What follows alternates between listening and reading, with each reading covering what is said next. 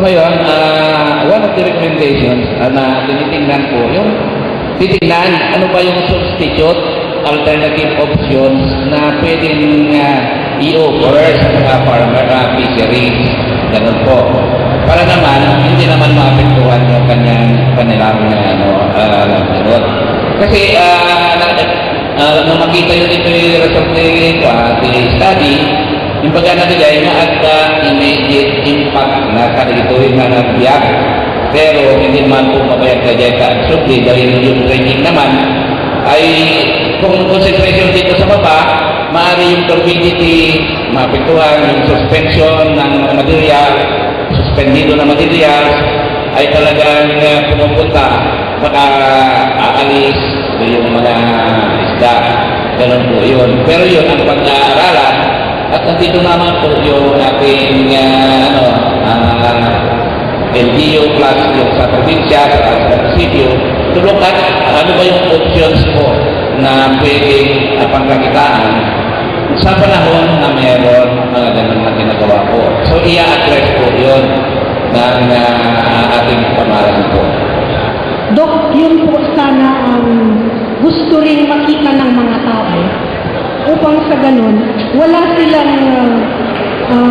silang marami po kasing gusto at meron ding ayaw, especially those who will be directly affected dahil doon nga po sila nabubuhay.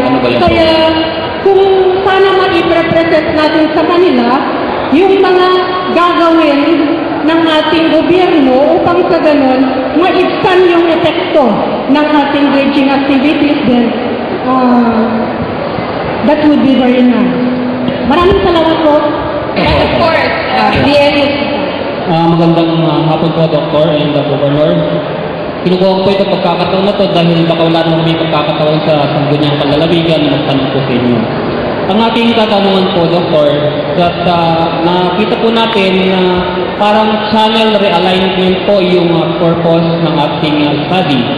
Ay may mga pumupunta po kasi sa Sangguniang Panlalawigan, humingi ng authority para mag-dredge. Ang pagkakalam ko po pag-dredge, yung paghuhukay lamang. Between yung channel realignment and dredging, ano po yung mas unahin po natin doon? Yung channel realignment mismo o yung pag-dredge, yung pagpapalalim ng ating Cagayan River? Salamat po. Hindi mo magagawa yung realignment na walang dredging. Paano po natin tatanggalin ng buhangin na nakaharang sa ilog kung hindi tayo mag-dredge? Ang kinakailangan po yung dredging para po ma-realign kasi ililipat po yung malalim na bahagi ng ilog. And if we leave it, pwede rin naman nasabihin natin, sige, wala na kayong gagawin. Iwanan natin ang ilog the way it is. I guess it's the choice of the province. Choice nyo yun. Pero ang tanong nga, ano ang mangyayari kung hindi nyo gagawin yun? Balik lang po ulit ako. The realignment, i-realign mo yung pinakamalalim na bahagi. So what we're doing is we're moving the main channel. Doon po sa nakalinya kanina. Sayang pinagdal ko na kasi laway tapos na yung bahagi doon po. Kailangan po kasi ng dredging na. Kasi, think about this. Otherwise, how will you accomplish it? If dredging will not take place. Kasi may mga kumukuha po ng otoridad sa amin na pag sinasabing dredge, they have to recoup their investment. Baka naman between realigning the Cagayan River and dredging, baka mas marami pong magnetite yung makukuha nila dun sa mas malalim kaysa po dun sa susundan nila yung proposed na realignment. Yun po ang aking concern.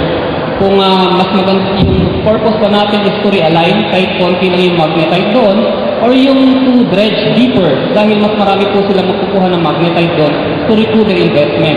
So malinaw po ba na ang dapat nating pangunuhing purpose is to realign whether may magnetite po doon na konti or marami? I think I'm here mainly to advise the province on how to improve the condition of Cagayan River. I'm not here to say yes or no to anything. That's not my job.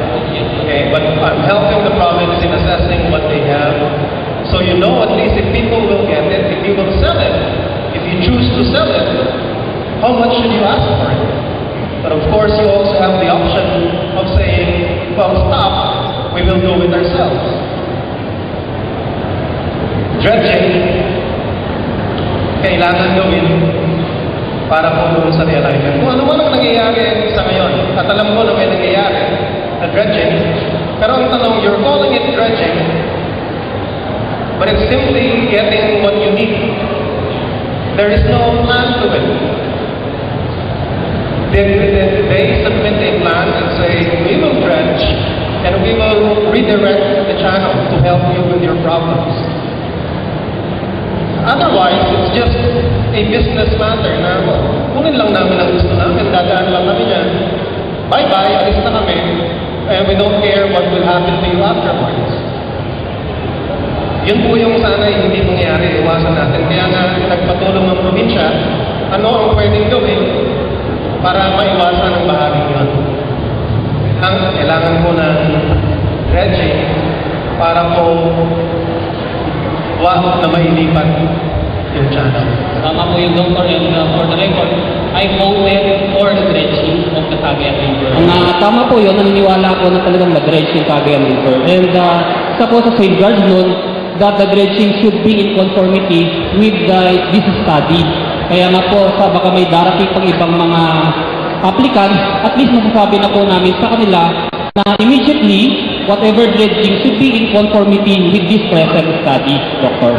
And if I may add, Doctor, isang additional na katanungan, dahil nabanggit po nyo kanina, although medyo hindi related dito, that the coastal or beachfront mining is not recommended. At ito po, sana meron mo ba kayong complete study na pwedeng basahan namin dahil may mga permit na po for offshore mining issued by the national government covering more or less areas of the 2nd district and the 1st district from Sanchez Mira, and they were given already permit for offshore mining. Sana po kung meron po kayong basahan, pwede po namin mahiram, Doctor, dahil pag pupunta po sila sa amin, we can legally and we have our basis to oppose this offshore mining in Cagayan, Doctor. Thank you very much.